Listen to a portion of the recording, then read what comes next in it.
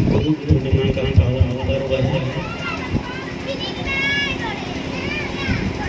इसके कुछ दिन पहले हम लोग कबीर जयंती मनाई 14 जून। कबीर जयंती वही लोग मनाते हैं जो कबीरपंथी होते हैं। रामनवमी वही लोग मनाते हैं जो राम को मानते हैं। जन्माष्टमी वही लोग मनाते हैं जो कृष्ण भगवान को मानते हैं। बाबा मेही की जयंती वही लोग मनाते हैं जो बाबा मेही को मानते हैं। इसी तरह दुनिया के जितने जितने संप्रदाय हैं, जितने जितने महापुरुष हैं, वो सब अपने अपने इष्ट को मानते हैं। जिस दिन उनका जन्मदिन कहना चाहिए या श्रद्धांजलि कार्यक्रम से कहना चाहिए पड़ता है, तो उसी तिथि को मनाया जाएगा। लेकिन उनके जो मानने वाले अनुगामी है, शिष्य है, वही मनाएगा। लेकिन आज जो पर्व है, यह पर्व केवल कबीरपंथी के लिए नहीं है। यह पर्व केवल संत मत वालों के लिए नहीं है। यह पर्व केवल जैन के लिए और बौद्धिस्ट के लिए भी नहीं है। यह पर्व केवल राम को मानने वाले का नहीं है, कृष्ण को मानने वाला का नहीं है, शिव चर्चा शिव जी को मानने वाला का नहीं है, ब्रह्मा विष्णु महेश को मानने वाला का नहीं है। यह पर्व पूरे मानव जाति का है। चाहे वो जिस किसी भी जगह में जन्म लिया हो, जिस किसी भी समाज में जन्म लिया हो, चाहे वो अमीर हो, चाहे वह गरीब हो, चाहे वह विद्वान हो, चाहे वो मूर्ख हो, आज गुरु पूर्णिमा का पर्व सब लोग के लिए मनाया जा रहा है। यह किसी व्यक्ति विशेष का, किसी मत पंथ विशेष का नहीं है। क्योंकि जिसके जीवन में गुरु नहीं है, उसका जीवन अनगढ़ पत्थर की भांति है। जैसे कोई पत्थर को जब हम निकाल के लाते हैं खाद्यान्न से, तो वह पत्थर अनगढ़ रहता है। जब वह पत्थर किसी कलाकार के हाथ में चला जाता है, तो कलाकार छेनी और हथौड़ी से उस पत्थर में क्या करता है, सुंदर रूप निकाल देता है। छेनी हथौड़ी के माध्यम से पत्थर में जब सुंदर रूप निकलता है, तो वह पत्थर मूर्ति बन करके किसी मंदिर में प्रतिष्ठित हो जाता है। फिर हम लोग उनके सामने सर नवाने लगते हैं, पूजा करने लगते हैं, फल फूल चढ़ाने लगते हैं, धूप अगरबत्ती दिखाने लगते हैं। क्यों? क्योंकि पत्थर में अब भगवान की आकृति निकल गई है। जब तक पत्थर में भगवान की आकृति नहीं थी, तब तक पत्थर को कोई दूध नहीं चढ़ाता था, कोई फल नहीं चढ़ाता था, कोई सिर नवाता नहीं था, कोई अगरबत्ती नहीं दिखाता था। जिस दिन से पत्थर में भगवान की आकृति निकल गई, चाहे वो राम का हो, कृष्ण का हो, कबीर का हो, बुद्ध का हो, महावीर का हो, स्वामी विवेकानंद का हो, सीता सावित्री सबरी मीराबाई, जिस किसी का भी हो, जब उसमें आकृति निकल जाती है, तो पत्थर भगवान का रूप लेकर के मंदिर में प्रतिष्ठित हो जाता है। सदगुरु कहते हैं कि उसी तरह मानव जब माँ के गर्भ से जन्म लेता है, तो अनगढ़ पत्थर की भांति होता है। अगर उस बच्चे को कोई मार्गदर्शक नहीं मिले, कोई रास्ता दिखाने वाला नहीं मिले, कोई पथ प्रदर्शक नहीं मिले, तो वह बच्चा अपने जीवन में कुछ भी उपलब्धि को हासिल नहीं कर सकता है। आज हम लोग इतने चतुर और चालाक बन गए हैं। यह किसी न किसी गुरु की कृपा है, चाहे वो जिस किसी भी भांति से हो। चाहे प्रत्यक्ष रूप में हो चाहे अप्रत्यक्ष रूप में हो। जब तक जीवन में गुरु का ज्ञान नहीं उतरेगा तो हमारा जीवन सही नहीं हो सकता है, हमारा जीवन प्रतिष्ठित नहीं हो सकता है, हमारा जीवन पूज्य नहीं हो सकता है। धन हमें भले कितने कमा लें, विद्या हम भले ही कितनों हासिल कर लें, लेकिन जीवन में अगर गुरु का ज्ञान नहीं उतरा तो जीवन भर छल और कपट के फेरे में पड़े रहेंगे। और छल और कपट के फेरे में जो व्यक्ति पड़ा रहता है, आप जानते हैं वह व्यक्ति संसार में हार जाता है, जीत नहीं पाता। ताजा उदाहरण हम लोगों के सामने है, कर्ण को देखिए। कर्ण गुरु से ज्ञान लिया झूठ बोल करके, क्योंकि भगवान परशुराम क्षत्रिय के अलावा किसी को ज्ञान, ब्राह्मण के अलावा किसी को ज्ञान नहीं देता था। कर्ण ने कहा कि मैं ब्राह्मण हूँ, मुझे ज्ञान दीजिए। ज्ञान देने लग गए। ज्ञान देने के क्रम में उनकी परीक्षा भी हो गई।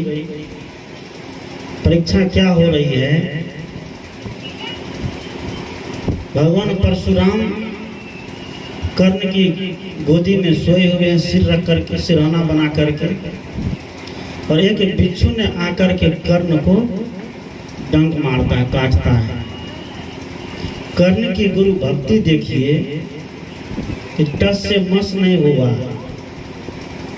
खून बह रहा है, लेकिन कर्ण कीड़ा काट रहा है, खून बह रहा है, वो टस से मस नहीं हो रहा है। खून की धारा जब निकल चुकी तो भगवान परशुराम देखते खून की धारा कहाँ से बह रही है, तब उठ कर जब देखते हैं तो कर्ण के पैर से निकल रहा है। उसी से भगवान परशुराम ने कहा कि तुम ब्राह्मण नहीं हो सकते हो। क्या? तुम ब्राह्मण नहीं हो सकते, क्योंकि ब्राह्मण इतना बड़ा कष्ट को नहीं सह सकता है। तुम क्षत्रिय कुल का हो, इसलिए तुम इसको सहन कर लिए हो। उसी समय भगवान परशुराम उनको श्राप दिया, कमंडल में जल रख करके श्राप दिया कि जब तुम अपने मुख प्रतिद्वंदी से लड़ते रहोगे तो उसी समय तुम्हारा रथ का पहिया धंस जाएगा। तुम उसमें अपना ज्ञान भूल जाओगे, सारे के सारे ज्ञान भूल जाओगे। और वही हुआ। जब मुख प्रतिद्वंदी अर्जुन से लड़ रहा है तो उनका रथ का पहिया धंस गया। रथ का पहिया धंसा है, रथ से नीचे है, और चाहता कि वहीं से बाण चलावे। ब्रह्मास्त्र जब चलाने की बारी आई तो ब्रह्मास्त्र चलाने के लिए मंत्र उच्चारण करना पड़ता है। मंत्र उच्चारण करने के क्रम में मंत्र ही भूल जाए, उनको मंत्र याद नहीं आता था। और उतना ही समय में अर्जुन ने क्या किया, उसको बाण से मार डाला। सदगुरु कहते हैं कि उसी तरह गुरु के साथ जो भी छल करेगा, गुरु के साथ जो भी कपट करेगा, गुरु के साथ जो भी अहंकार पूर्वक बात करेगा, उनका अहंकार चूर चूर होकर के रह जाता है। वह अहंकार कभी काम देने वाला नहीं है। इसलिए कवि साहब कहते हैं कि जस द्वितीया को चंद्रमा शीश नवे सबको। जैसे द्वितीया के चंद्रमा जो होते हैं उनको सब लोग सिर झुकाता है, लेकिन पूर्णिमा के चंद्रमा को कोई सिर नहीं झुकाता है। क्यों? पूर्णिमा के चंद्रमा में दाग होता है, और द्वितीया के चंद्रमा में दाग नहीं होता है। दाग नहीं होने के कारण पूरे लोग उस चंद्रमा को प्रणाम करता है, सर झुकाता है। और जैसे जैसे चंद्रमा बढ़ने लगता है, जैसे जैसे भर जाता है, पूरा हो जाता है, उसमें दाग हो जाता है। जिसके जीवन में दाग होगा उसका जीवन कभी भी शांति से बीत पाएगा क्या? नहीं बीतेगा। जीवन को शांति से बिताने के लिए, मन की पवित्रता के लिए, परिवार में प्रेम के लिए, समाज में प्रेम के लिए, जीवन को सही तरीके से जीने के लिए एक गुरु की आवश्यकता होती है। बहुत लोग कहते हैं कि गुरु नहीं होगा तो क्या होगा, क्या ऐसे जीवन नहीं चल सकता? ऐसे भी जीवन चलेगा, लेकिन घसीट करके जीवन जीना कोई जीने का जरिया नहीं है। मांस खा करके, मछली खा करके, लड़ाई करके, झगड़े करके, 2-2 5 करके, किसी के धन हड़प करके हम जीवन जी लिए। ठाट माट तो जीवन में खूब आया, लेकिन उस जीवन से कभी भी शांति की आशा नहीं की जा सकती। धन भले जितना हो जाए, धन की आवश्यकता है, धन सबको कमाना चाहिए। तो साधु महात्मा की ऐसी शुभकामना हो कि सबके पास इतनी संपत्ति हो, इतना धन हो कि ठाट से बैठकर खावे, बढ़िया कपड़ा पहने, बच्चे को बढ़िया स्कूल में पढ़ावे, ऐसे मनोरंजन करने के सारे साधन सबके पास हो। लेकिन सब कुछ होने के बावजूद भी अगर जीवन में शांति नहीं आई तो सब क्या हो गया? बेकार हो गया, व्यर्थ हो गया। तो इसी के लिए जीवन में एक गुरु की आवश्यकता है, एक रास्ता बताने वाले पथ प्रदर्शक की आवश्यकता है। सदगुरु कबीर जैसे धुरंधर महामनीषी, जो लोग कहते हैं वो तो कबीरपंथी कहते हैं, कबीर साहब तो गुरु ही नहीं है।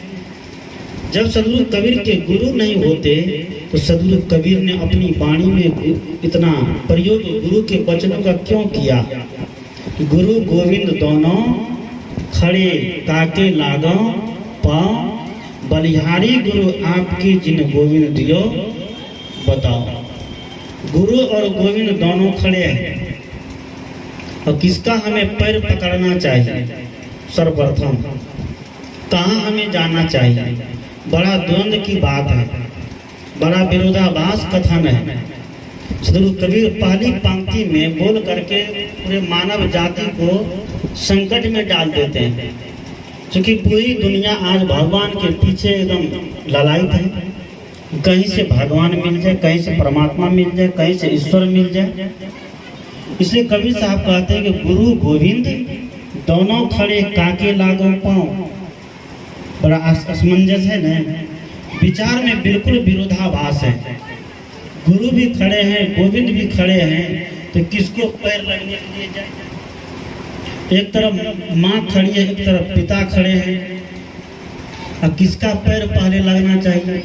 शास्त्रों के अनुसार, नीति के अनुसार नीतिकार कहते हैं कि सबसे पहले माँ का पैर छूना चाहिए। तो पिताजी लोग बड़ा नाराज हो जाते हैं कि माँ का है क्यों, हमारा ही क्यों नहीं।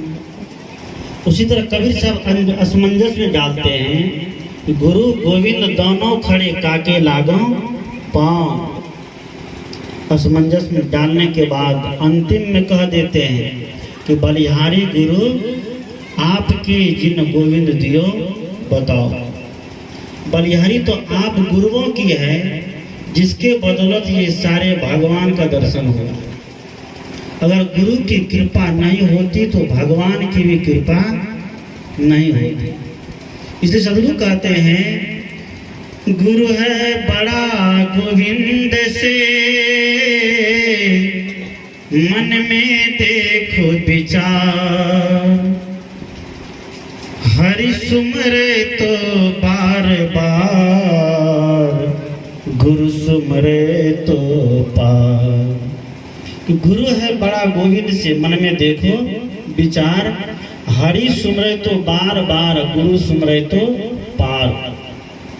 और हरि का सुमरन करोगे, बाहरी भगवान का, बाहरी देवी देवता का, पत्थर मूर्ति के भगवान का सुमरन करोगे तो बार बार माँ के गर्भ में जाना पड़ेगा, दुनिया के दुख दर्द को सहना पड़ेगा, बार बार इस दुनिया में आना पड़ेगा, आवागमन के चक्कर में पड़ना पड़ेगा।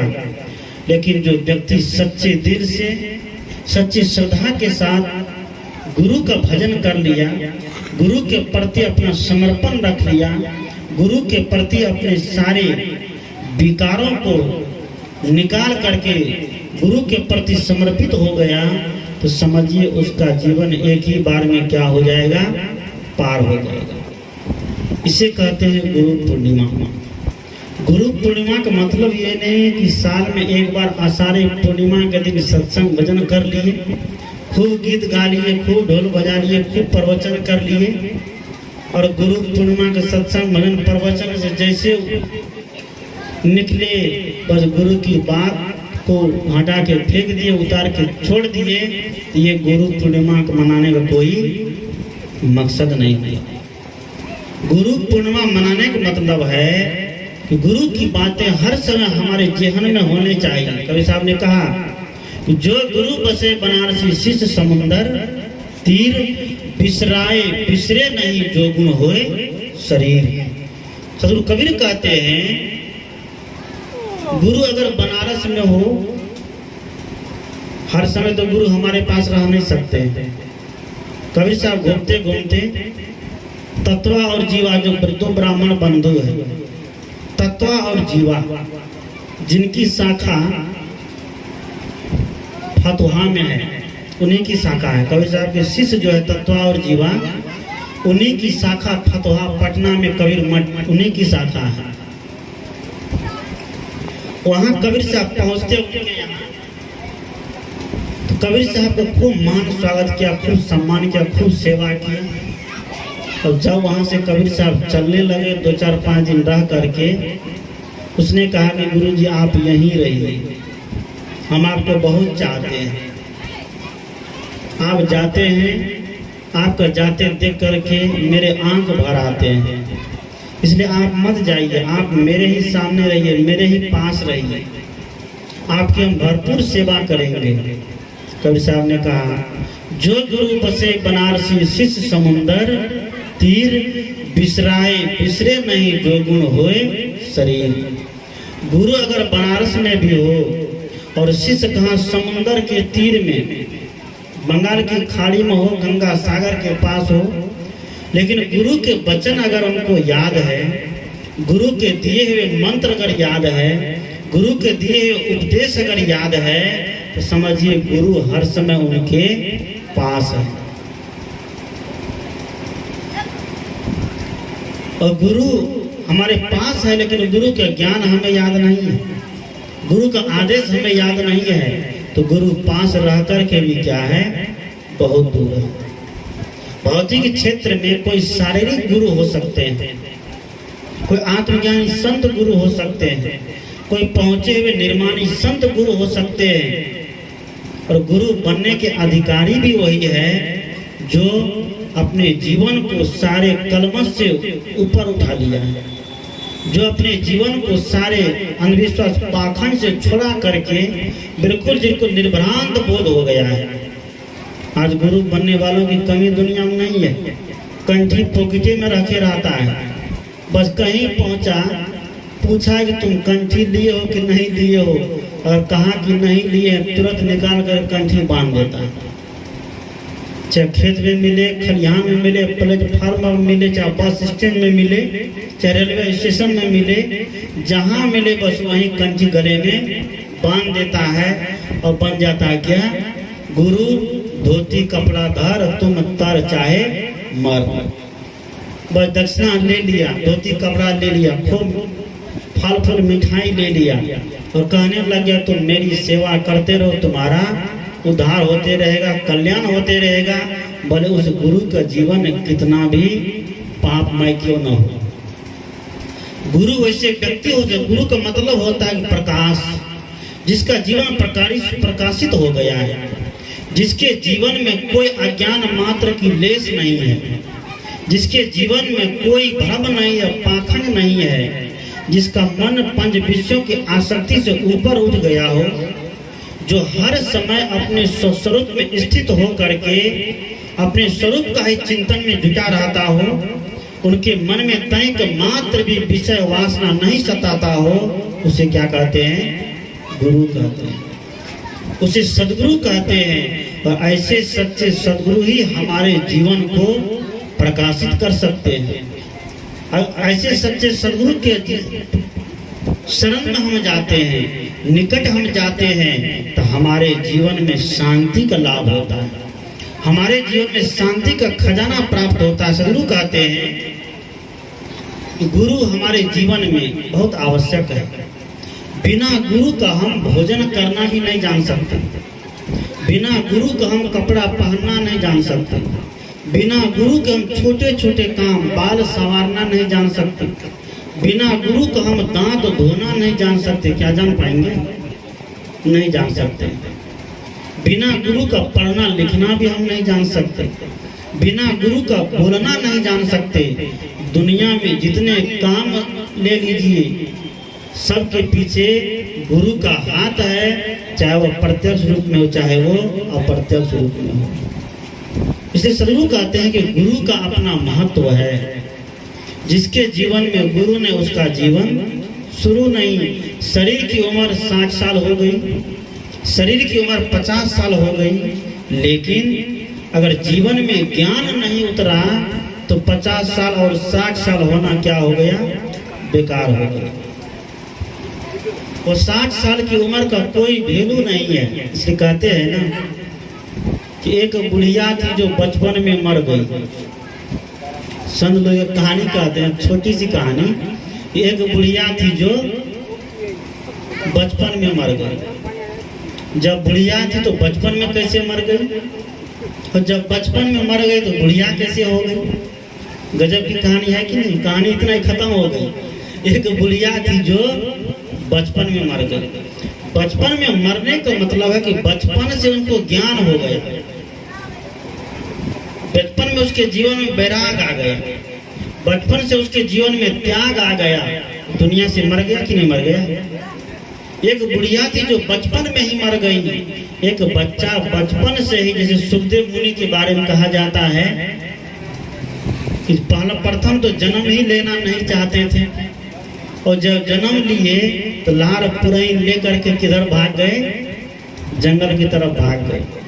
और जन्म लिए कितना 12 वर्ष की अवस्था में जन्म नहीं ले रहे थे। भगवान कृष्ण आके बोले अब तो जन्म ले लो, सब ठीक ठाक रहेगा, तुम जन्म तो लो। तब जा करके सुखदेव मुनि जन्म लिए, और जन्म लिए और दुनिया के दुख को जैसे देखे तैसे कहाँ भाग गए? जंगल की तरफ। 12 वर्ष की अवस्था तक कोई बच्चा माँ के पेट में नहीं रह सकता है। माँ के पेट में रहने का सबकी नाप एक है, सबका सिस्टम एक है। कितना महीना तक?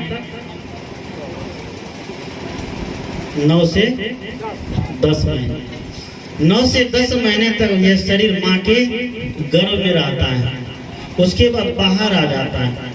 सुखदेव मुनि के बारे में जो कहा जाता है उसका भाव इतना है कि बचपन से उसके अंदर ज्ञान कुट कर भरे रहे। बचपन से उसका मन संसार की ओर नहीं दौड़ा, बचपन से उसका मन विषय वासना की तरफ नहीं दौड़ा, बचपन से ही उसका मन अध्यात्म की तरफ, गुरु भक्ति की तरफ, समाज कल्याण की तरफ, आत्म कल्याण की तरफ उसका मन भागा। इसलिए कहते हैं कि 12 वर्ष की अवस्था में वो माँ के गर्भ से जन्म लिया।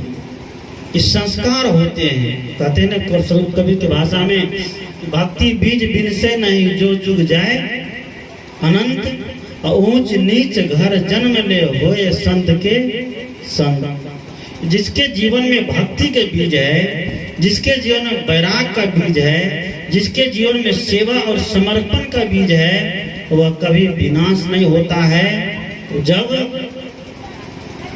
उस तरह का माहौल मिलता है तो वह क्या होता है?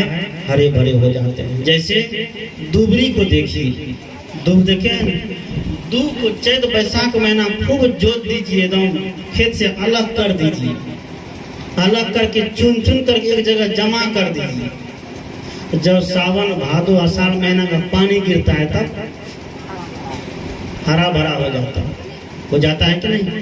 जिसके अंदर भक्ति का बीज है, जिसके अंदर सेवा और समर्पण का बीज है, जिसके अंदर ज्ञान का बीज है, वह चाहे कहीं भी जन्म क्यों न लिया हो, चाहे ऊंच घर में जन्म लिया हो, नीच घर में जन्म लिया हो, आज उनका भक्ति रूपी बीज, सेवा रूपी बीज, समर्पण रूपी बीज एक दिन हरे भरे हो करके समाज, परिवार कल्याण, आत्म कल्याण के काम में आ जाता है। इसलिए सदगुरु कहते हैं कि हम प्रथम मनुष्य है, हम मानव का कर्तव्य होता है कि हमारा जीवन संत के प्रति, गुरु के प्रति समर्पित होना चाहिए। संत सदगुरु के सहारे जो व्यक्ति रहता है उसका कहीं बाल बांका होने वाला नहीं है। कवि साहब की भाषा हम लोग सुने ना कि तय सुत मान हमारी सेवा। अब देखिए कबीर साहब कहते हैं कि मैं तुम्हारी सेवा कर रहा हूं, तुम मेरी सेवा को स्वीकार करो। आजकल के गुरु तो यही कहते हैं कि तुम लोग मेरी सेवा करो, हम तो गुरु है, हमको सेवा करने की कोई आवश्यकता नहीं, हम तो गुरु बन गए। कबीर साहब कहते हैं कि तय सुत मान हमारी सेवा, तुम मेरी सेवा को स्वीकार करो। सेवा क्या है? तो कह राज देवु हो देवा, मैं तुम्हें एक आनंद का राज देने वाला हूँ। कि राज बिहार राज नहीं है, उत्तर प्रदेश नहीं है, ये गुजरात नहीं है, राजस्थान नहीं, छत्तीसगढ़ नहीं है। इस राज की गद्दी मिलेगी तो 5 साल तक, उसके बाद जइयो कनमा पकड़ हटाई तुम न भूलो मनवा, थोड़े दिन की प्रभुताई तुम न भूलो मनवा। 5 साल के बाद अगर सेवा में कुछ गड़बड़ी होगी तो कान पकड़ करके जनता हटा देगी और दूसरे को ला करके बैठा देगी। ये बाहर के राज, बाहर के पद मिलते रहते हैं और छुपते रहते हैं, लेकिन कबीर कहते हैं कि मैं एक ऐसा पद देने वाला हूँ जो पद कभी एक बार मिलने के बाद छूटने वाला नहीं है। तो कह राज देवु हो देवा, अगम दीर्घम गढ़ देवु छोड़ाई, अगम दीर्घम का गढ़ छोड़ा दूंगा, या ज्ञान का गढ़ को छोड़ा दूंगा, भरम पाखंड के गढ़ को छोड़ा दूंगा, इस स्वर्ग नरक के गढ़ को छोड़ा दूंगा, देवी देवता के गढ़ को छोड़ा दूंगा,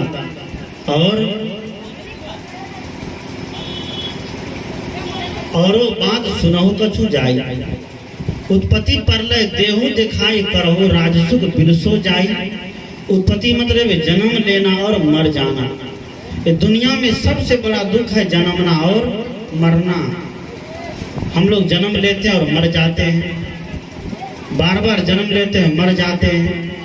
पता नहीं कि 84 लाख की जोनी जो कहते हैं, ये 84 लाख हम लोग जन्म नहीं लेते हैं, कितना लाख जन्म लेकर के मनुष्य शरीर में आए हैं और कई बार मनुष्य शरीर को धारण किए हैं, लेकिन मनुष्य शरीर में जब आते हैं तब हमें तरह विषयों की खुजली खुजलाने में बड़ा आनंद आता है। संत लोग कहते हैं एक बार एक व्यक्ति को सूरदास था, उसको एक घेरा के अंदर दे दिया, बाउंड्री के अंदर, और उसमें जगह जगह दरवाजा लगा हुआ था, जगह जगह दरवाजा लगा हुआ था। उसके अंदर देख करके कहा सूरदास था, सूझता नहीं था उनको, और दरवाजा जगह जगह खुले हुए थे। कहा कि तुम्हें किसी न किसी दरवाजा से बाहर हो जाना है।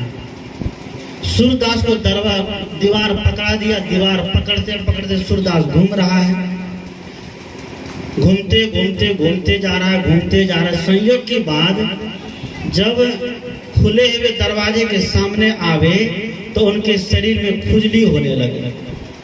तो क्या करे, दीवार को छोड़ करके अपने शरीर को खुजलाने लगे, और खुजलाते खुजलाते आगे बढ़ जाए, तब तक वे बंद दरवाजा खुला हुआ दरवाजा पार कर जाए।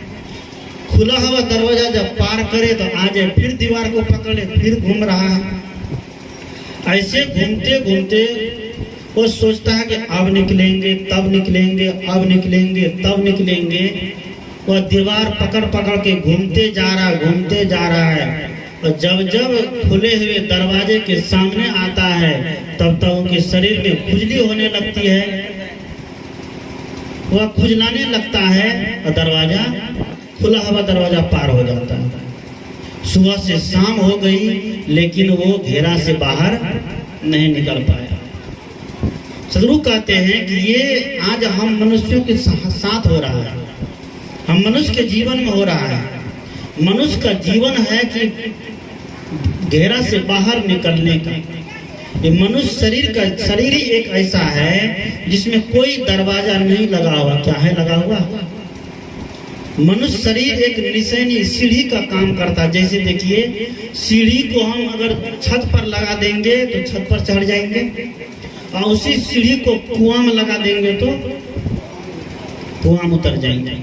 ऊपर चढ़ना चाहेंगे तो ऊपर चढ़ जाएंगे, और नीचे जाना चाहेंगे तो नीचे चले जाएंगे। ये मनुष्य का शरीर सीढ़ी के जैसा काम करता है। हम चाहेंगे कि हमें कल्याण करना, उद्धार करना है, सुंदर सब समाज का निर्माण करना है, तो वह भी कर सकते हैं। और हम चाहेंगे चोरी करना है, बेईमानी करना है, छिनरपन करना है, बदमाशी करना है, डाका डालना है, तो वह भी करने के लिए हम स्वतंत्र है। गाय भैंस पशु पक्षी से ये सब काम नहीं हो सकता है, लेकिन मनुष्य से सारे के सारे काम हो सकते हैं, और आज हो रहा है। क्यों? उनके जीवन में सच्चे सद्गुरु का बोध प्राप्त नहीं हुआ।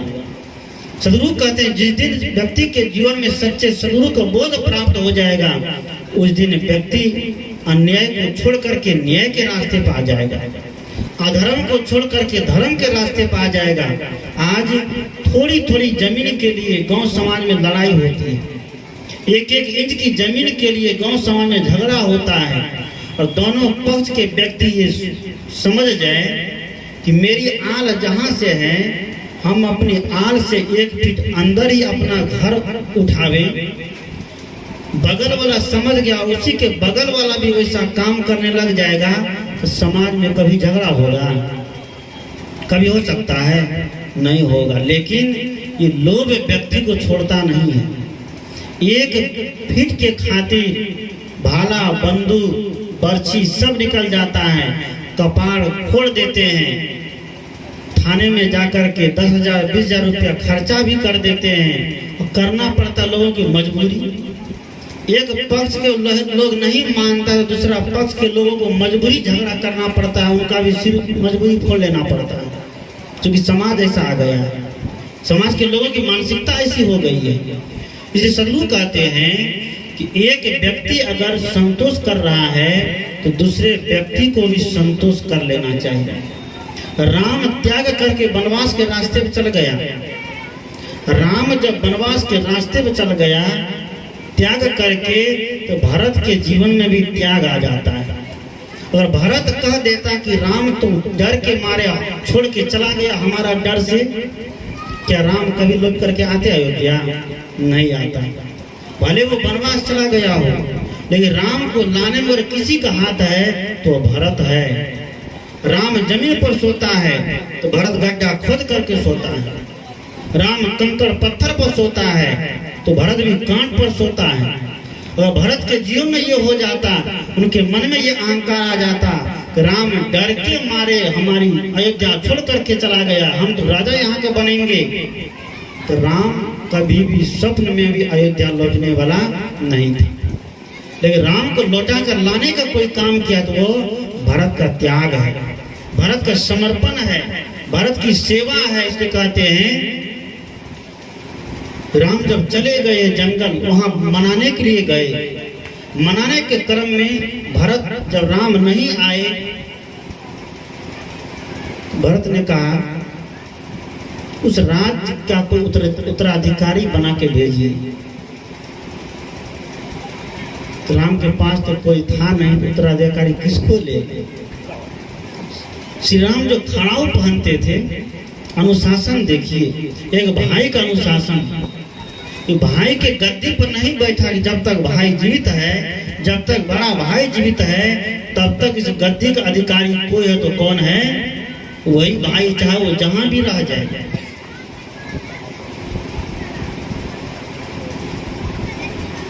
भरत जी श्री राम के उसी खड़ाऊ को ले लेता है और वहां से गाते हुए चलता है, सिर बल जाऊं उचित अस मोरा, सबसे सेवक धर्म कठोरा।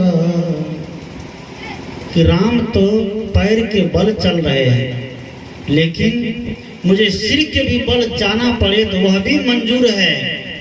सिर बल जाऊं उचित असमोरा, सबसे सेवक धर्म कठोरा। कि सेवक का धर्म बहुत बड़ा कठोर है। गद्दी पर बैठ जाना कोई मालिक बनना नहीं है, वो सेवक बनना है।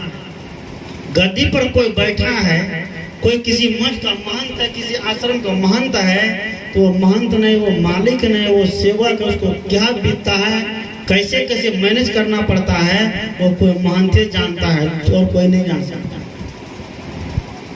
इसे सदगुरु कहते हैं कि सबसे, गोस्वामी जी कहते हैं कि सबसे सेवक धर्म कठोरा, सेवक का धर्म सबसे कठोर होता है और कोई भी कब क्या निर्णय ले लेंगे इसका कोई ठिकाना नहीं रहता। तो गुरु का जीवन बिल्कुल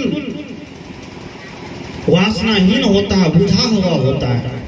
गुरु का जीवन दुनिया के आडंबरों से बिल्कुल ऊपर उठा हुआ होता है। उसके जीवन में किसी तरह के रस नहीं होते, बिल्कुल नीरस उनका जीवन होता है। कोई रस नहीं उसके जीवन में है, बिल्कुल नीरस उनका जीवन है। इसलिए कबीर साहब कहते हैं वह राम में अपने मतवाले होते, अपने आत्मा राम में एकदम रमे हुए होते हैं, मगन होते हैं। दुनियादारी के झंझटों से, दुनियादारी के राग रंग से उनका जीवन बिल्कुल बाहर होता है। तो ऐसे शुद्ध आत्मा ही गुरु हो सकते हैं, पूज हो सकते हैं। इसी से हमें जुड़ करके कंठी माला धारण करना चाहिए। क्योंकि संत ने कहा कि जल परमाने, क्या है साखी में, जल परमाने मछली, कि जल के प्रमाण से पता चलता है कि इसमें मछली होगी कि नहीं होगी। जल परमाने मछली, कुल परमाने शुद्धि, जाको जैसा गुरु मिला ताको तैसी बुद्धि। जल के प्रमाण से पता चलेगा मछली है कि नहीं है, और कुल के प्रमाण से पता चलता है कि इसमें शुद्धि है कि नहीं है। उसी तरह गुरु से पता चलता है कि इनकी बुद्धि से पता चल जाता है कि इनका गुरु कैसा है, पाखंडी है कि ढोंगी है, लबरा है कि लुच्चा है। ऐसे ऐसे गुरुओं से पता चल जाता है। सदगुरु कहते हैं कि ढोंगी गुरु से, पाखंडी गुरु से शिष्य का कभी कल्याण होने वाला नहीं। कबीर साहब ने कहा कि भूल मिटे गुरु मिले पारखी। आज कुछ लोग कहते हैं कि पारक पंथ अलग है, कबीर पंथ में वचन बंसी अलग है। ऐसा कुछ नहीं है। कुछ लोग वचन वंश चला रहा है, कुछ लोग वंश 42 चला रहा है, कुछ लोग पारखी लेकर पारक चला रहा है। ये वचन बंशी, ये पारखी, ये सब कुछ भी नहीं है। कबीर साहब के सिद्धांत में 4 गुरु हुए हैं। कबीर साहब के बाद धनी धर्मदास साहब, श्रुति गोपाल साहब, जागू साहब और भगवान साहब। धनी धर्मदास साहब जो बांधवगढ़ जिसको कहते हैं मध्य प्रदेश में है, तो श्रुति गोपाल साहब कबीर साहब के कबीर चौरा जो मठ है वहाँ के उत्तराधिकारी हुए। प्रथम गुरु कबीर साहब के गद्दी का उत्तराधिकारी श्रुति गोपाल साहब, जिसको सर्वाजित के नाम से भी हम लोग जानते हैं। वहाँ पर अभी कबीर साहब के नाम से बीजक का पाठ होता है और कोई आडंबर वहाँ नहीं किया जाता है। धनी धर्मदास साहब की शाखा में धनी धर्मदास साहब को 2 पुत्र हुए। एक का नाम है नारायण, दूसरा का नाम है चूड़ामणि। कबीर साहब को से दर्शन प्राप्त किए धनी धर्मदास साहब मथुरा में। कुछ विद्वानों का ऐसा कहना है कि धनी धर्मदास साहब के जन्म के साल भर बाद, कबीर साहब के शरीरांत के बाद 100 साल बाद धनी धर्मदास साहब का जन्मे होता है। लेकिन कुछ लोग कहते हैं कि कबीर साहब और धर्मदास साहब के बीच गुरु और शिष्य का संबंध है। धर्मदास साहब कबीर साहब को अपने घर बांधवगढ़ बुलाए और वहां बुला करके शिक्षा दीक्षा लिए, अपने पूरे परिवार को शिक्षित किए हैं। खैर जो भी हो, चाहे प्रत्यक्ष रूप में हो या अप्रत्यक्ष रूप में हो, जैसे भी गुरु स्वीकार किए वो स्वीकार किए। तो धनी धर्मदास साहब के 2 पुत्र हुए। धनी धर्मदास साहब जब माला लिए, कंठी लिए, तो पूरी व्यक्ति ले लिए, घर द्वार को त्याग कर दिया। घर में ही रह करके, लेकिन घर में रह करके राजा जनक के जैसा अपना जीवन जिया। परिवार में उलझा नहीं, परिवार में चिपका नहीं। उनके जो बेटे थे नारायण जी और चूड़ामणि साहब, ये दोनों महात्मा बन गए। नारायण साहब बांधवगढ़ में ही रह करके प्रचार प्रसार किए, लेकिन चूड़ामणि साहब जिसका नाम पड़ा मुक्ता मणि नाम से है, वह जो है कुदुरमाल में आकर के, जो छत्तीसगढ़ में पड़ता है, कोरबा जिला में, वहां आकर के मठ बनाया। मठ बना करके वहां वो प्रचार प्रसार चालू करना शुरू किया। तो वहीं से होते होते मठ एक नया तैयार हो गया दामा खेड़ा में, और वहाँ का महंत कहा कि हम शादियों करेंगे, हम बाल बच्चा भी पैदा करेंगे और गुरुओं बनेंगे। वहाँ से बचन वंश क्या हो गया, चालू हो गया। धनी धर्मदास साहब की शाखा दो तरफ से निकली, एक तरफ देखते हैं कि नारायण की शाखा है, दूसरी तरफ हमारे चूड़ामणि साहब की शाखा है।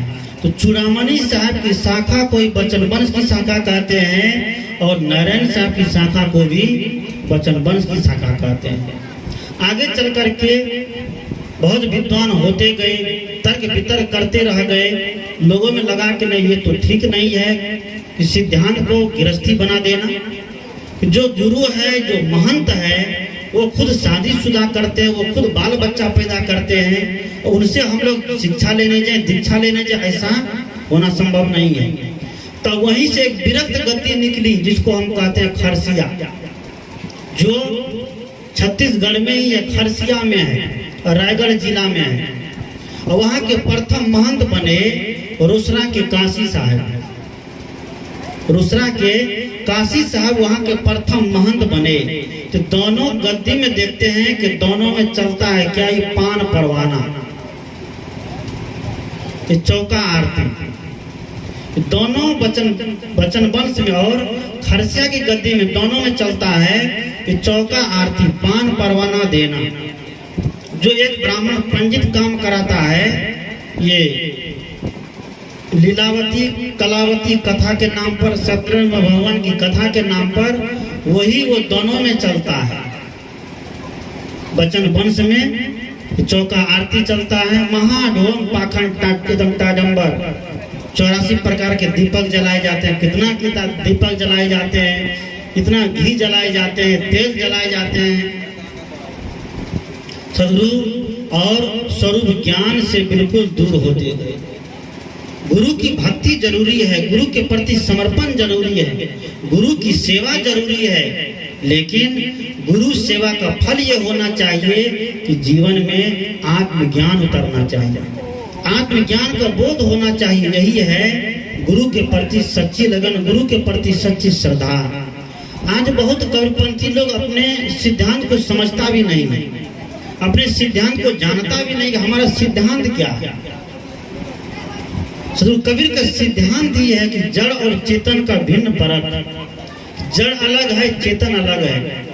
ये चेतन वासनावश संसार के मन के उद्वेगों के कारण शरीर को धारण करता है, पंच विषयों की आसक्ति कारण शरीर में आता है, और जब चेतन पंच विषयों की आसक्ति को छोड़ देता है, कर्म को अच्छा बना देता है, वासना बीज को भून देता है। जैसे देखिए, कोई गेहूं का बीज हो या जौ का बीज हो या किसी भी तरह का बीज हो, तावा पर अगर हम उनको भून देंगे और खेत में बोएंगे तो क्या पौधा निकलेगा?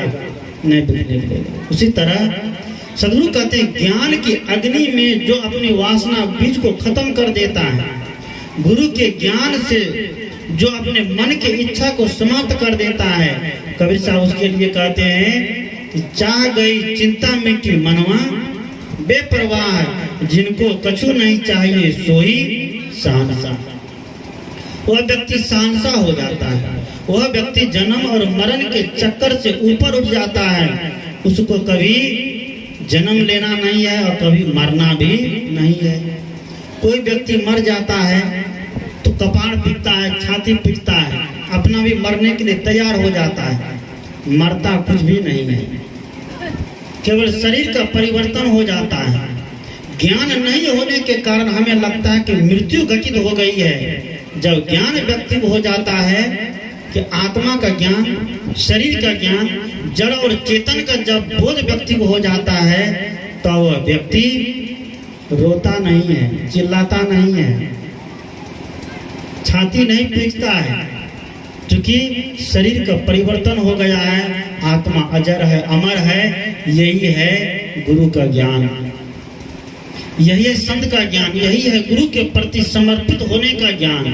सदगुरु कहते हैं कि गुरु बनाना बहुत जरूरी है, जीवन में गुरु बहुत आवश्यक है। कवि साहब ने कहा, एक संत ने लिखा है कि मानुष तन सदगुरु मिलन मोक्षो इच्छा होए, दुर्लभ तीनों परम आय पाइस योग न होए। प्रथम बात है कि मनुष्य का शरीर मिलना, दूसरी बात है कि सदगुरु का मिल जाना। मनुष्य शरीर मिला है और कोई ज्ञान लेना चाहे और सच्चे सदगुरु नहीं मिला तो तब भी भटकना नहीं रुके, तभी भटक भरम में पड़ जाएंगे।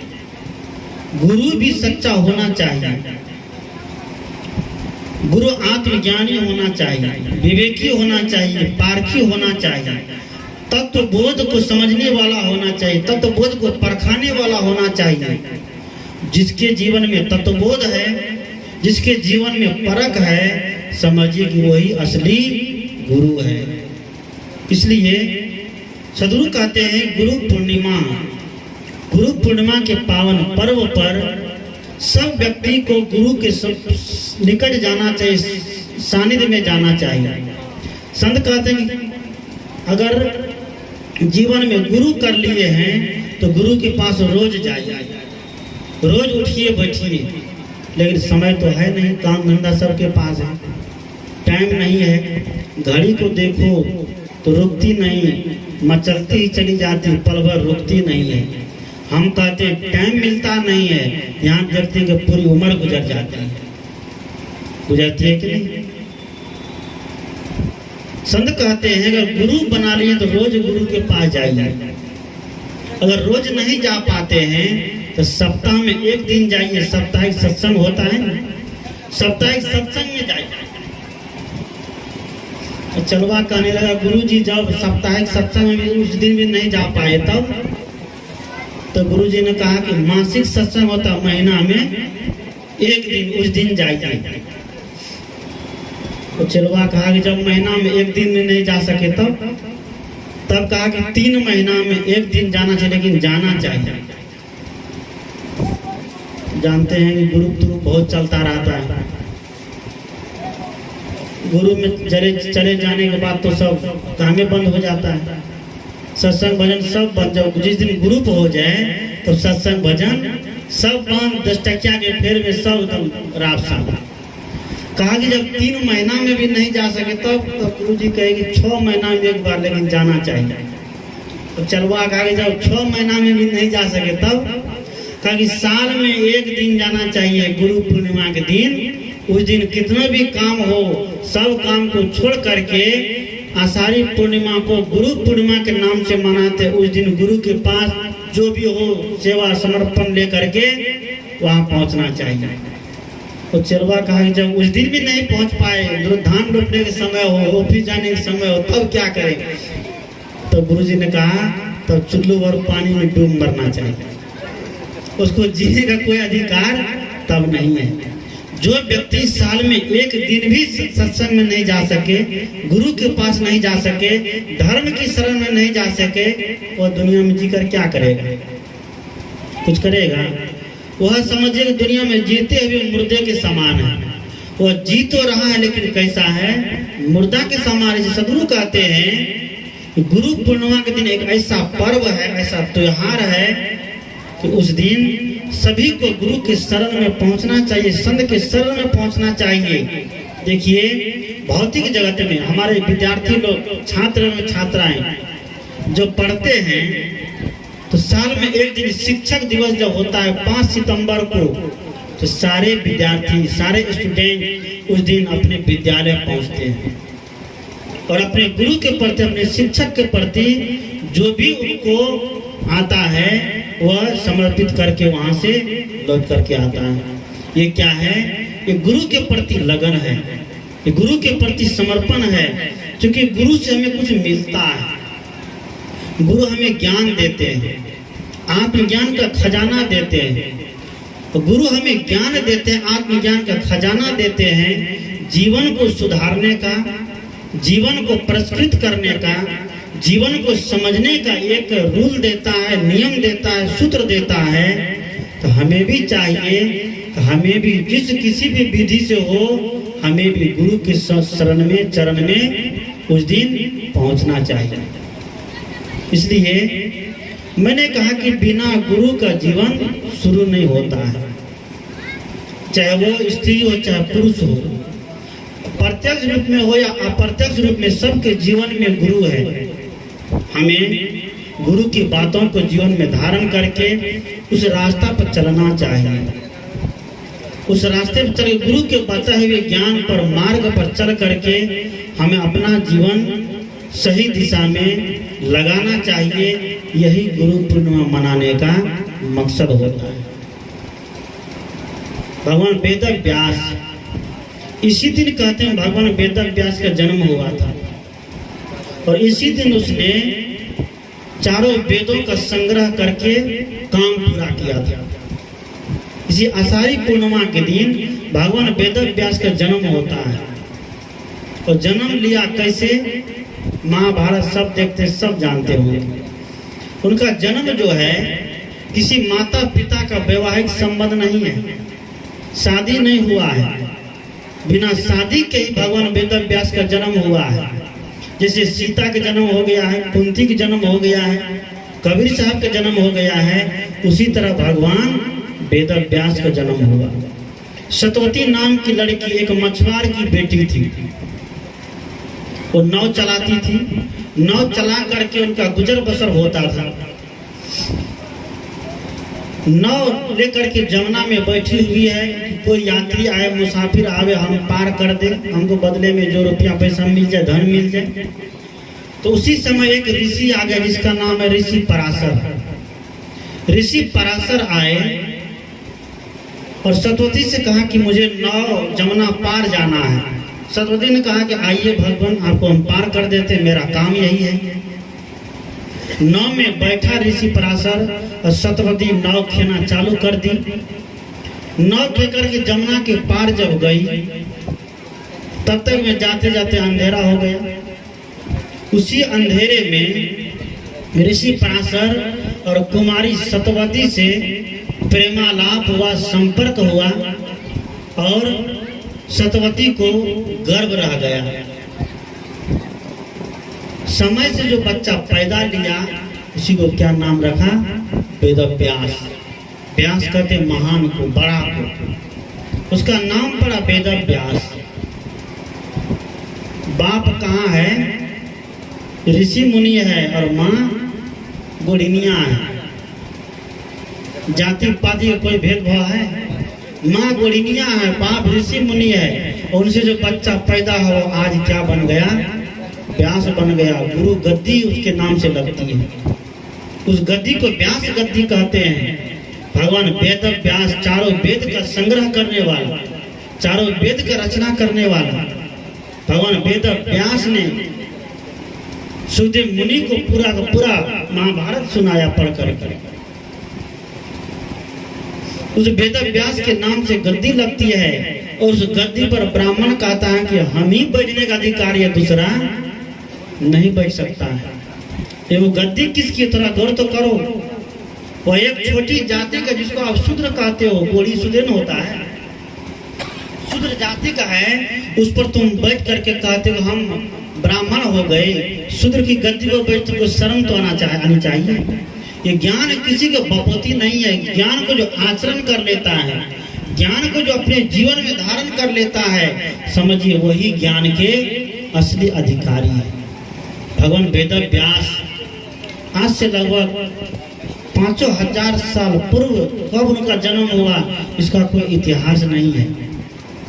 सुनी सुनाई बातें हैं, चलती चली आ रही है। हमारे देश के महापुरुष है, उसी के नाम पर ये गुरु पूर्णिमा का पर्व प्रत्येक साल मनाया जाता। मैंने कहा कि कबीर जयंती कबीर पंथी ही मनाएगा, नानक जयंती नानक पंथी ही मनाएगा।